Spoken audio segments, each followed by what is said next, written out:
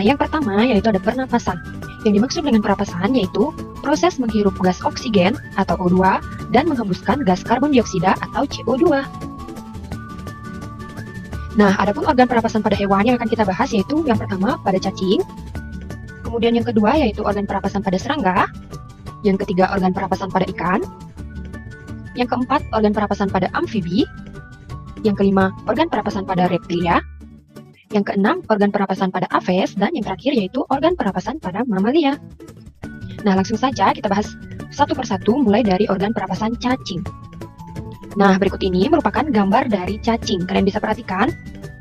Nah, cacing ini merupakan hewan yang lunak. Cacing tanah tidak mempunyai organ pernapasan khusus.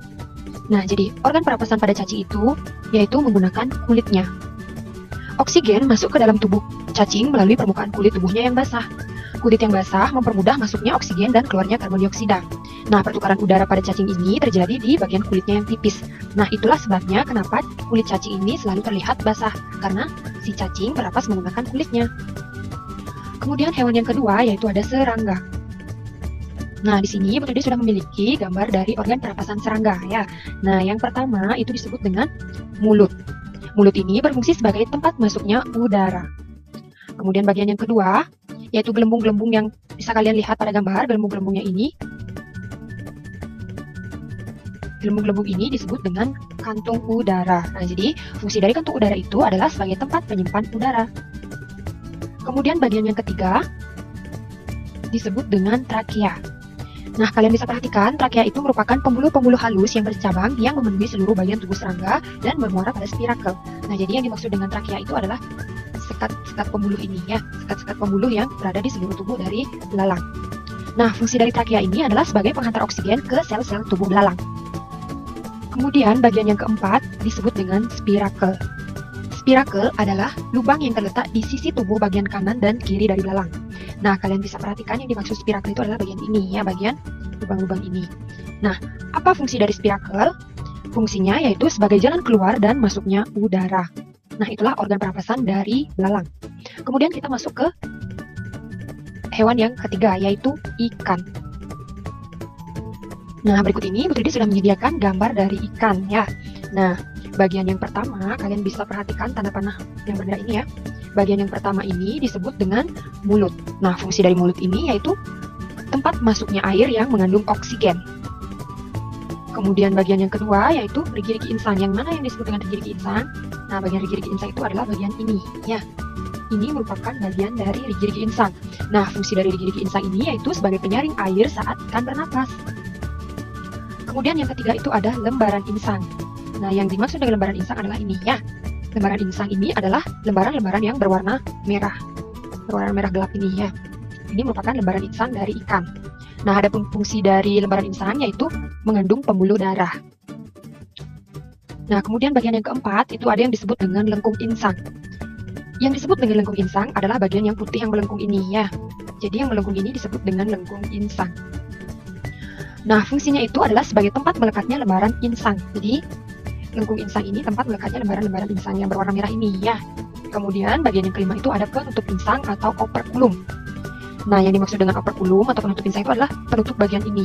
Karena ini dilepas, jadi operculumnya tidak terlihat ya. Jadi tempat operculum itu adalah pada bagian ini. Nah, fungsi dari operculum itu adalah untuk menjaga oksigen agar tidak keluar. Nah, kemudian hewan yang keempat yaitu ada amfibi. Putri dia mengambil contohnya di sini adalah kodok. Nah, adapun bagian-bagian organ pernapasan pada kodok, yang pertama itu ada rongga mulut. Yang dimaksud dengan rongga mulut adalah bagian ini. Nah, fungsi dari organ rongga mulut ini adalah sebagai tempat masuknya udara. Kemudian bagian yang kedua itu ada koane. Nah, kalian bisa perhatikan pada gambar yang dimaksud koane adalah yang ini ya. Jadi koane itu merupakan penghubung rongga hidung dan rongga mulut. Jadi ini yang disebut dengan koane. Kemudian yang ketiga itu ada paru-paru dan kulit. Nah, kalian bisa perhatikan paru-paru dari kodok itu adalah bagian ini ya. Ini merupakan paru-paru dari kodok. Nah, paru-paru dan kulit ini digunakan sebagai alat pernapasan pada kodok. Kodok bisa menggunakan paru-paru untuk bernapas dan juga bisa menggunakan kulit untuk bernapas. Maka dari itu, jika kalian perhatikan, pada kulit kodok itu terdapat rongga-rongga seperti pori-pori yang besar. Nah, pori-pori itulah yang digunakan untuk kodok dalam bernapas, seperti itu. Kemudian hewan yang kelima yaitu ada reptilia. Putri di sini mengambil contohnya itu adalah kadal ya. Nah, adapun organ-organ pernapasan pada kadal, yang pertama itu ada lubang hidung. Jadi, lubang hidung ini berfungsi sebagai tempat masuknya udara. Lubang hidung yang dimaksud adalah yang ini. Kemudian yang kedua itu ada trakea. Nah, trakea dari kadal ini sedikit berbeda dengan trakea hewan-hewan lainnya. Jadi, trakea dari kadal ini memanjang dan menonjol. Nah, trakea memanjang dan menonjol ini memiliki fungsi khusus, yaitu ketika kadal menelan mangsanya yang besar agar tidak sesak napas. Jadi itulah fungsi dari trakea yang panjang dan menonjol pada kadal ya. Kemudian organ yang ketiga yaitu ada paru-paru. Nah, yang dimaksud dengan paru-paru adalah yang ini ya, yang ada di dalam tulang rusuk. Paru-paru ini merupakan alat perapasan pada kadal ya. Jadi kadal itu dia perapas menggunakan paru-paru. Nah, kemudian organ yang keempat yaitu ada tulang rusuk. Nah, yang dimaksud dengan tulang rusuk adalah bagian-bagian yang ini yang menyelimuti bagian dari paru-paru. Nah, tulang rusuk ini berkontraksi ketika oksigen masuk dan berelaksasi saat karbon dioksida keluar. Selanjutnya yaitu pada hewan yang keenam ada burung atau aves ya. Nah, berikut ini Bu Trini telah menyediakan gambar dari burung. Adapun organ-organ pernapasan dari burung ini yang pertama itu ada paruh. Nah, pada paruh ini terdapat lubang hidung yang berfungsi sebagai tempat keluar masuknya udara. Kemudian organ yang kedua yaitu ada trakea. Yang dimaksud dengan trakea adalah bagian ini ya. Nah, trakea ini merupakan batang tenggorokan. Kemudian organ yang ketiga yaitu ada kantung udara. Nah, kantung udara ini juga sering disebut dengan pundi-pundi udara. Kantung udara ini ada dua bagiannya. Yang pertama itu ada kantung udara anterior, artinya kantung udara depan. Jadi yang dimaksud dengan kantung udara depan itu adalah bagian ini. Ya, ini merupakan kantung udara anterior dari burung. Nah, kantung udara anterior itu terletak di pangkal leher dan rongga dada. Jadi ini merupakan pangkal leher dari burung dan rongga dada dari burung. Kemudian yang keempat itu ada kantung udara posterior, artinya kantung udara yang berada di bagian belakangnya. Yaitu ini merupakan kantung udara posterior dari burung yang terletak di bawah sayap dan di rongga perut. Bagian yang kelima yaitu ada paru-paru. Nah, paru-paru burung itu berada pada posisi ini ya. Jadi ini merupakan paru-paru dari burung. Nah, paru-paru ini difungsikan saat burung tidak terbang. Kalian bisa perhatikan organ tambahan pernapasan pada burung ini adalah pundi-pundi udara ini. Pada umumnya, burung itu bernapas menggunakan paru-paru, tetapi memiliki organ tambahan yaitu kantung udara atau pundi-pundi udara. Nah, adapun fungsi dari pundi-pundi udara ini adalah untuk menyimpan udara yang digunakan ketika si burung terbang. Ketika mengepakkan sayapnya, burung tidak memasukkan udara melalui hidung. Udara pernapasannya berasal dari udara yang tersimpan di dalam pundi-pundi udara ini. Nah, itulah fungsi dari pundi-pundi udara yang merupakan organ pernapasan tambahan pada burung. Nah, kemudian hewan yang terakhir yaitu ada mamalia. Nah, contoh hewan mamalia yang betul digunakan di sini adalah anjing. Ya, kalian bisa perhatikan pada gambar. Adapun organ-organ pernapasan pada hewan mamalia ini, yang pertama itu ada hidung. Nah, hidung ini berfungsi untuk tempat keluar masuknya udara atau oksigen. Kemudian yang kedua itu ada bagian yang disebut dengan faring. Nah, yang disebut dengan faring itu adalah bagian ini.